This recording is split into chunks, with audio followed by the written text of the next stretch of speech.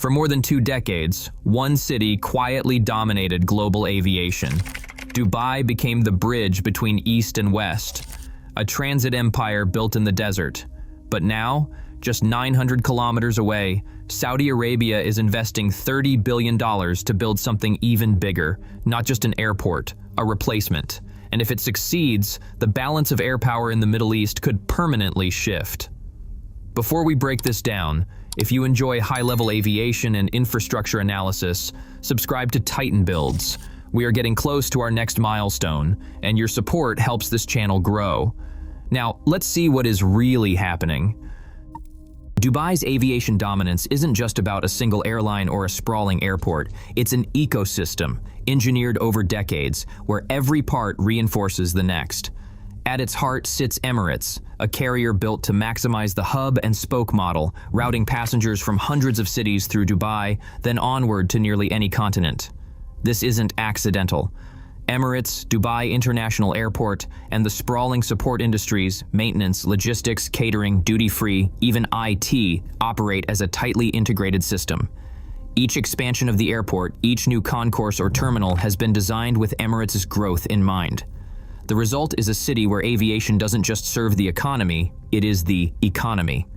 In 2025, Dubai International handled over 95 million passengers, with nearly 80% connecting between flights. That kind of volume creates its own gravity, drawing in more airlines, more routes, more service companies, and more investment. The upcoming Al Maktoum International Airport, planned to handle up to 260 million travelers, isn't just a bigger runway project. It represents the next phase of this ecosystem, designed to keep Dubai ahead as the global crossroads. This depth makes Dubai's position hard to dislodge. Replacing a runway is one thing. Replacing a system where airline, airport, government, and private sector are interlocked, that is another challenge entirely. So when a challenger appears, the question isn't just whether they can build something bigger, it's whether they can build something this connected, this resilient, and this profitable. Can Saudi Arabia's blueprint really substitute for a living, breathing aviation system? Or is Dubai's system too entrenched to be overtaken by sheer scale alone? Saudi Arabia's Vision 2030 doesn't just mention aviation, it puts it at the center of an economic transformation. The government has earmarked more than $58 billion for aviation alone, channeling capital into a single audacious project, King Salman International Airport. Planned for the outskirts of Riyadh, this airport is designed to handle up to 120 million passengers a year by 2030, more than any airport in today's Middle East. The site spans 57 square kilometers with 6 runways and a logistics complex meant to rival anything in Dubai. But the airport is only one piece of the puzzle. Vision 2030 treats aviation as a core pillar of national diversification, aiming to create jobs, attract global investment, and shift the kingdom's economy away from oil. The plan is not just to build a bigger airport, but to anchor an entire ecosystem of logistics, tourism, and high-tech services around it. At the heart of this vision stands Riyadh Air, a new flagship airline led by Tony Douglas, the former chief executive officer of Emirates. With state backing and an ambitious fleet plan, Riyadh Air is tasked with turning the capital into a true global gateway, connecting Saudi Arabia directly to the world's major cities. Policy decisions flow from the top, with the Crown Prince's office driving timelines and funding. The scale is unmistakable, but so is the intent to leapfrog decades of organic growth and challenge Dubai's dominance head-on. Can a blueprint backed by capital and political will really substitute for the network effects and brand loyalty that Dubai built over years? Or is Saudi Arabia's mega project a new kind of power play in the Gulf's aviation rivalry? Draw a circle around Dubai International Airport and another around the site of King Salman International Airport in Riyadh. Each one stretches an 8-hour flight in every direction, a sweet spot that covers nearly 2/3 of the world's population and most of its economic power. London, Paris, Mumbai, Lagos, Beijing, and Johannesburg all fall within reach. The difference between the two circles is almost invisible on a map. Dubai's edge brushes the Indian Ocean, while Riyadh sits about 850 kilometers inland, nudging a bit closer to Africa's heart and Saudi Arabia's own growing cities. This is the great equalizer in Gulf aviation. Both hubs sit at the crossroads of Europe, Asia, and Africa, offering airlines the chance to funnel traffic from east to west and north to south with a single stop. The math is compelling. Dubai's 8-hour radius touches about 68% of the world's people. Riyadh's touches about 66%. Global GDP within each circle is nearly identical. For the world's busiest air corridors, the difference is measured in minutes, not hours. But while Dubai is hemmed in by coastline and urban sprawl, Riyadh stands on a blank canvas. The planned airport site covers 57 square kilometers, enough room for 6 runways, massive terminals, and future expansion without the constraints that have forced Dubai to leapfrog its own infrastructure. Saudi Arabia's sheer land area gives it the freedom to design an airport from scratch, at a scale few cities can match. If geography alone decided the contest, the playing field would be nearly level. So how does one city pull ahead when both can reach the world with a single flight? The answer lies beyond the map, in the strategies and brands that will battle for the skies.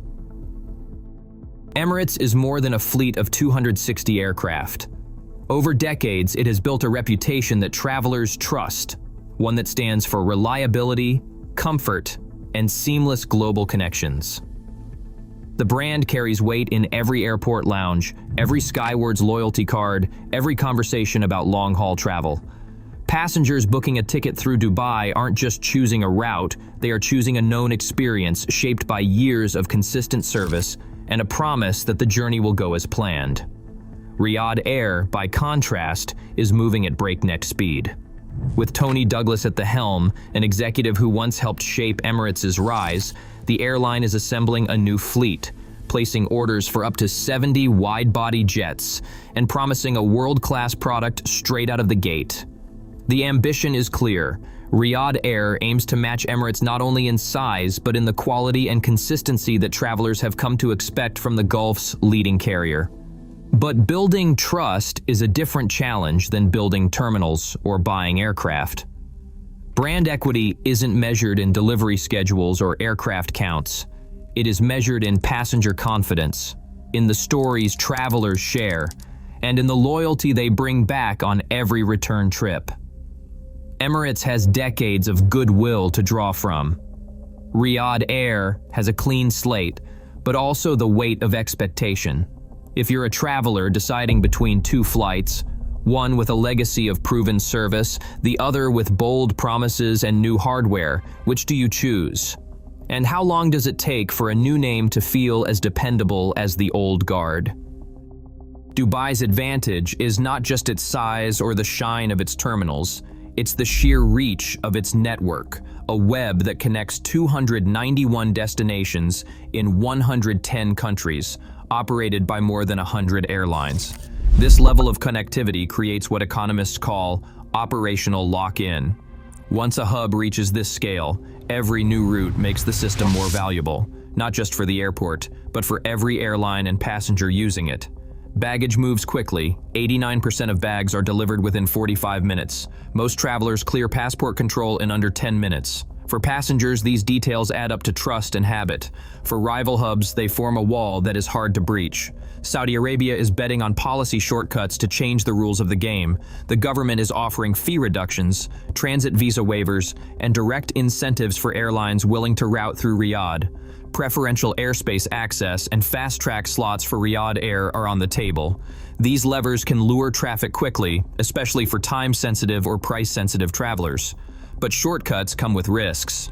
The King Salman International Airport is one of the largest construction projects ever attempted in aviation, planned to handle 120 million passengers by 2030, with an eventual target of 185 million. Environmental approvals, labor bottlenecks, and financing gaps could all slow the timeline. The project's success depends not only on political will, but on the ability to deliver year after year without major setbacks. So how will the winner be decided? 3 variables matter most.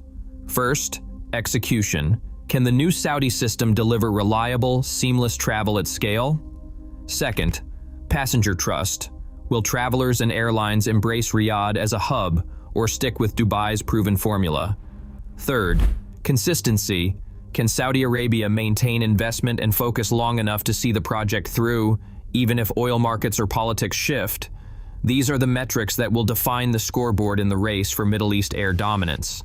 The question is not just who builds bigger, it is who builds better and who can keep it going when the easy wins are gone. Air dominance in the Gulf is no longer just about runways or fleets. It is about shaping global power routes for decades to come.